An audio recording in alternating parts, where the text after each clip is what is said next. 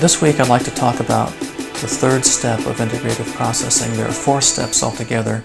The first step is awareness, second step is acceptance, third step experience, fourth step is transformation. But this is all based on the assumption and the understanding that in order to clear negative feelings, we have to experience them.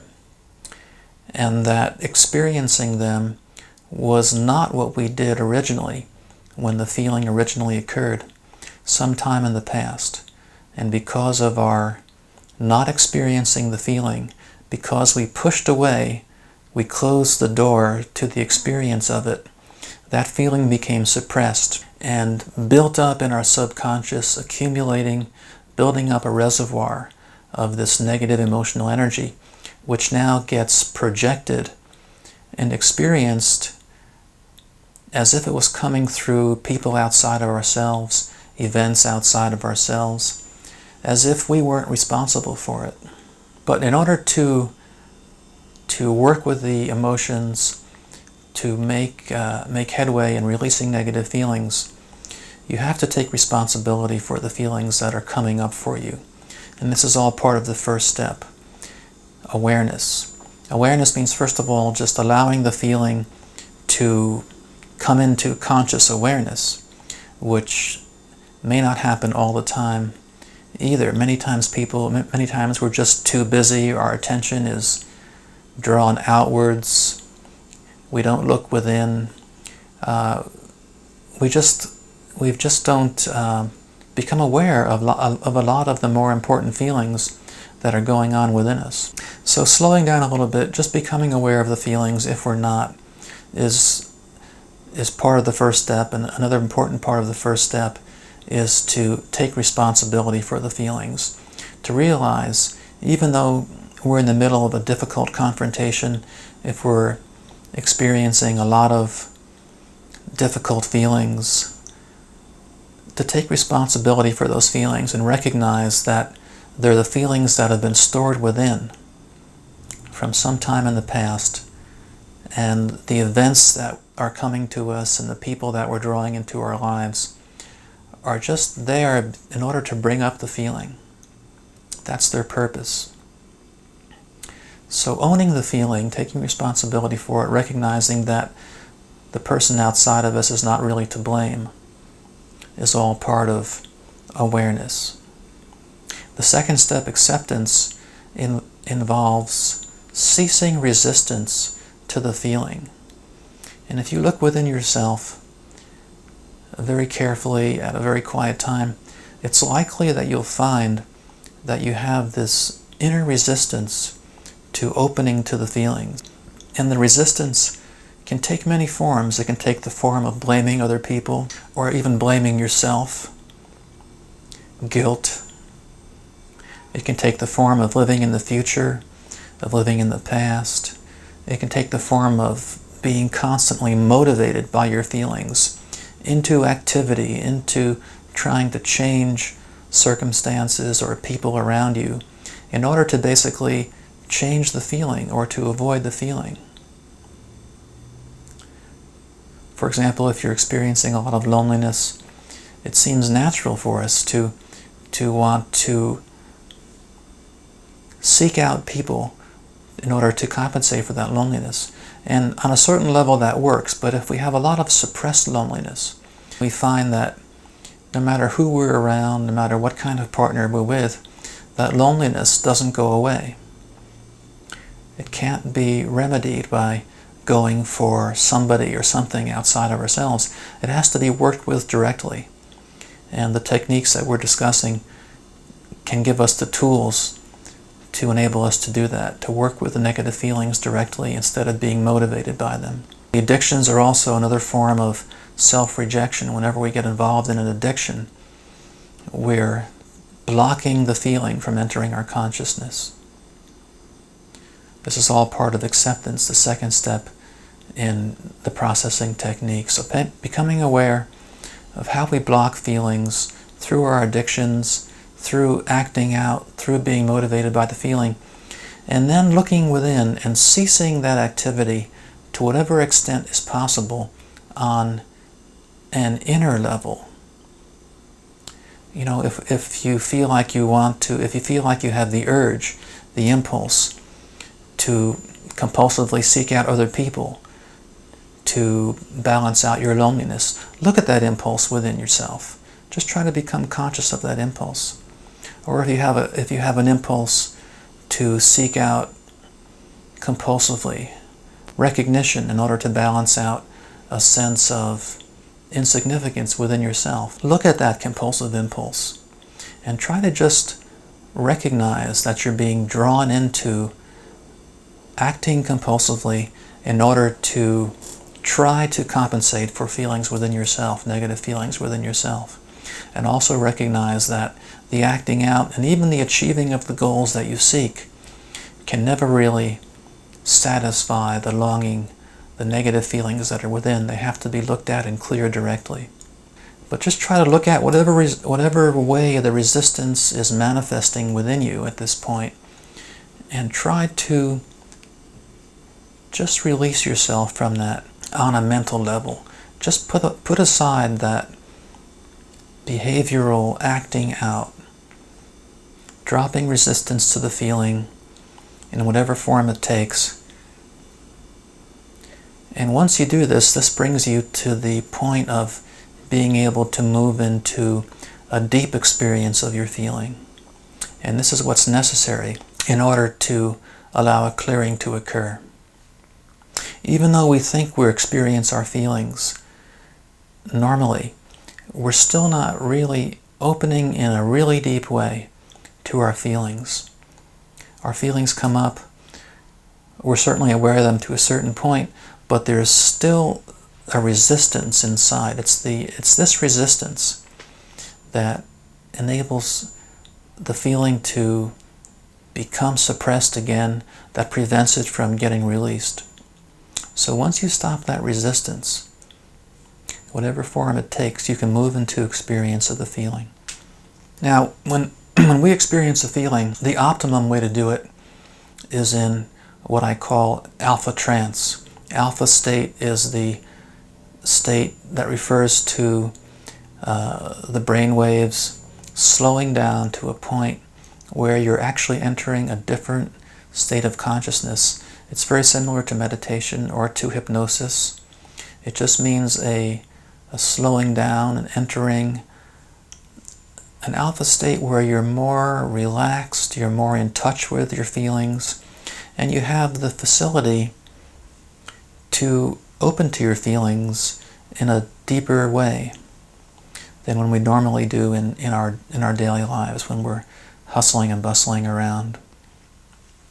So entering alpha state, learning to use that place as a focus, as a place to focus from on your feelings, using the power of the alpha state, of the alpha trance, bringing in healing energy, and then opening to your feeling, and at the same time learning how to dissociate yourself from your negative feelings, developing the capacity for what I call witnessing.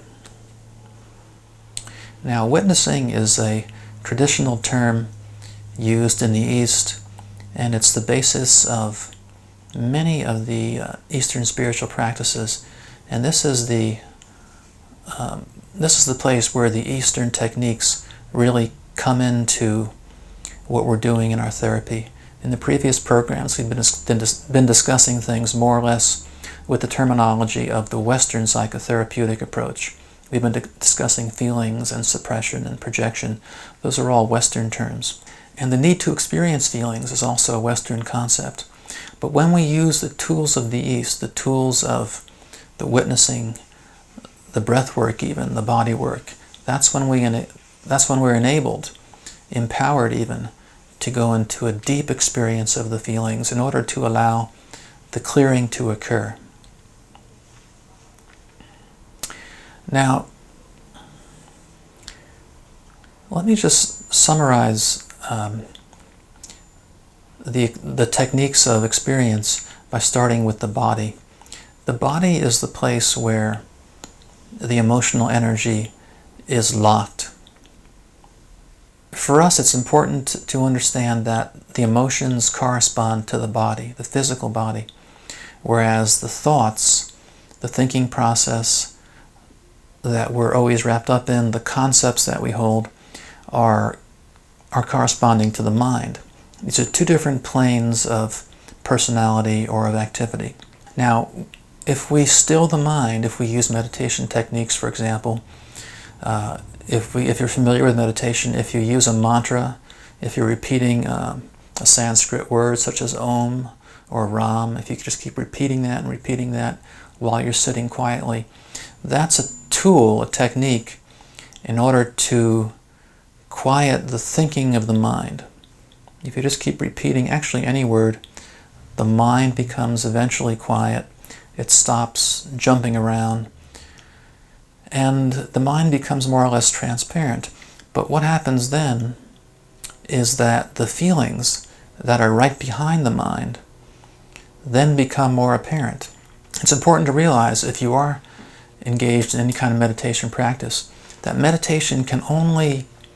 you can only willfully still the mind through meditation, for example, and not the feelings. It's only the mind and the thoughts that can become stilled through meditation, not the feelings. So what happens is, if you're meditating, if you're successful in stilling the mind, your thoughts have calmed, your thoughts are not jumping around all over the place anymore, you're experiencing a kind of steadiness, transparency in the mind, then the feelings that are right behind that start to come into your consciousness. And one of the mistakes that's common to make in meditation is to assume that stilling the mind will also still the emotions.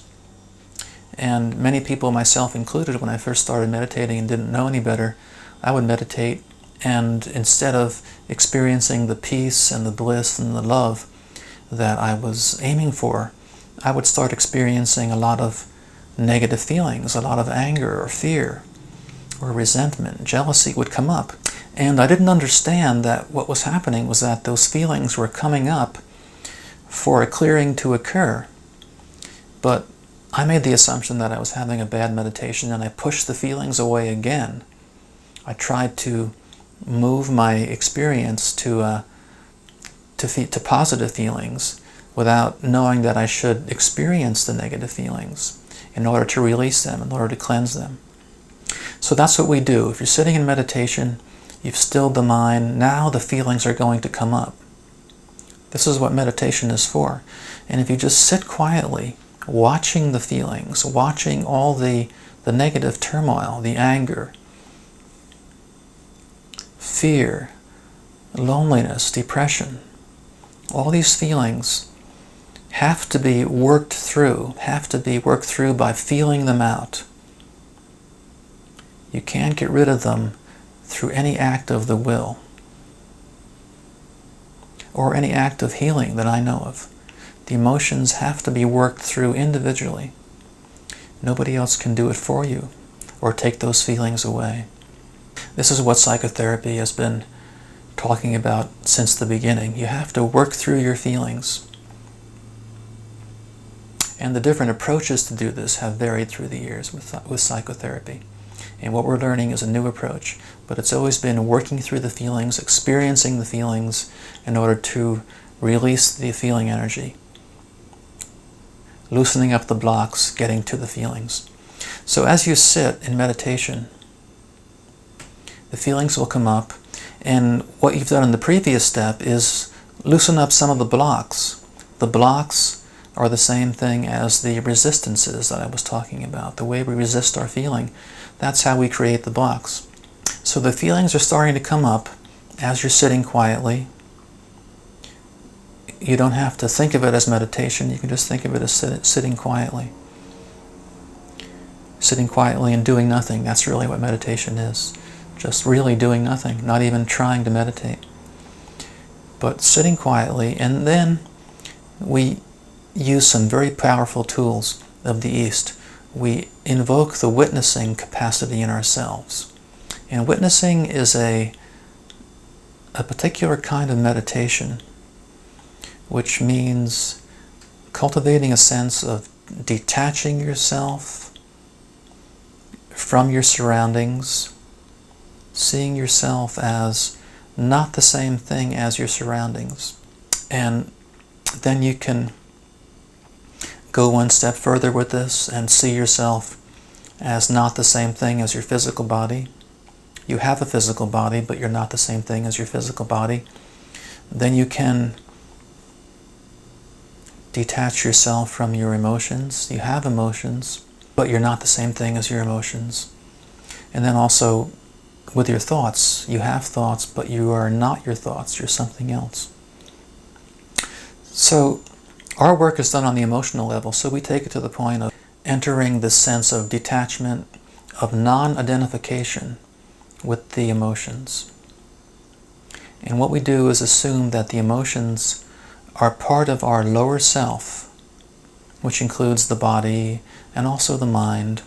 But what we do is shift our awareness to our higher self, which corresponds to the witness. And you've probably heard about the higher self and the lower self, but in order to cultivate the experience of the higher self, the most powerful technique that I know is the witnessing technique. It means just cultivating that sense of detachment, of non-identification, seeing yourself as something different than whatever you're focusing on. And this is a skill that develops over a period of time. So if it's not happening for you right now, I don't want you to be discouraged. I want you to understand that we're talking about a skill that needs to be developed and cultivated. But it's a very definite skill, and it becomes a very concrete kind of consciousness once you've practiced it and once you can move into invoking it deliberately and quickly.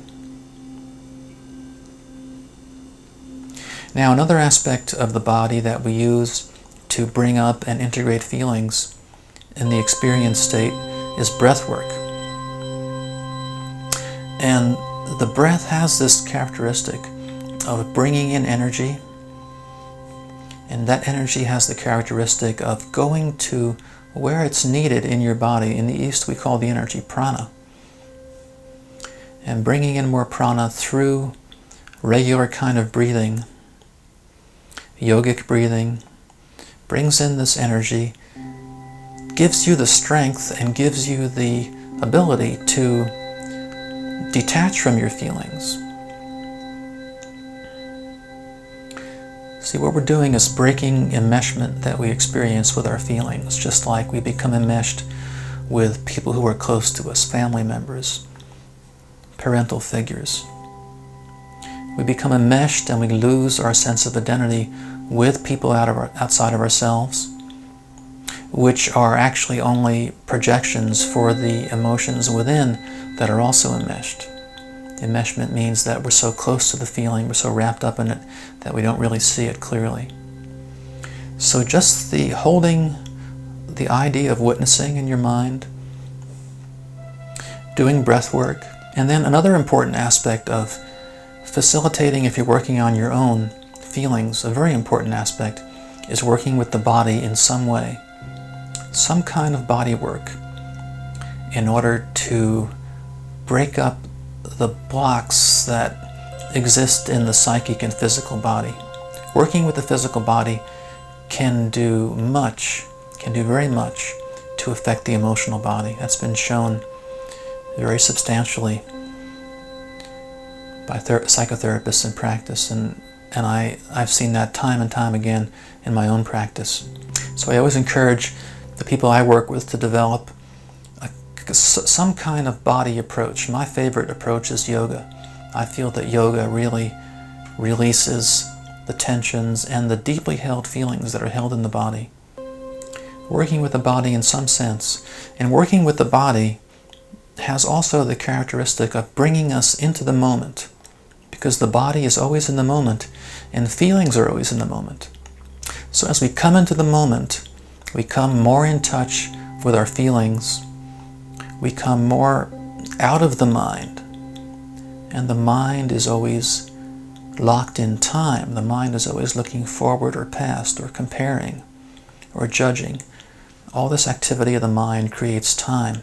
As we move from the mind into the body, into the feeling nature, we move into the moment. And learning how to do that is what this step is all about. It's learning how to stop the mind, how to move into the body, how to experience the feelings directly in such a deep way, but also in a safe and controlled way, because you're witnessing your feelings, you're separating yourself from them. And an important thing to also realize is that as we enter feelings, which may be deeply held feelings held for years, concerning very traumatic and powerful events, we always make the assumption that we're being guided by the higher self, and that the higher self will only present to us the exact right amount of feelings that we can work with. We never get too much at a certain time. This is a built-in safety. We presume that we can always work with what comes to us.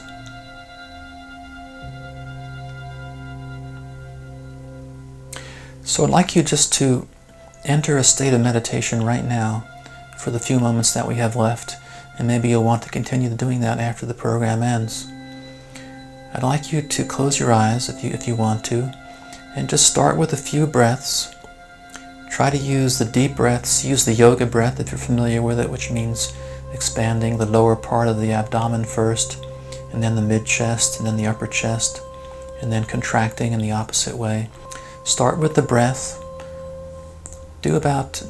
Right now we only have a few seconds to do the breath, but if you're on your own, you can do the breath for 5 or 10 minutes, just bringing in the prana, visualizing the energy coming in. And as you're bringing in this prana, use it to bring on, to enhance this witnessing. Try exploring the witnessing capacity, developing that within yourself, just witnessing your body. At first, the body is a really good place to start because it's material. Just witnessing your body until you feel like you have a feeling that your body is something outside yourself, not really you. And then witness your feelings, and then just watch your feelings without judgment, without any sense of trying to change them. And it's just this watching, this staying with the feeling, that enables it to balance and clear.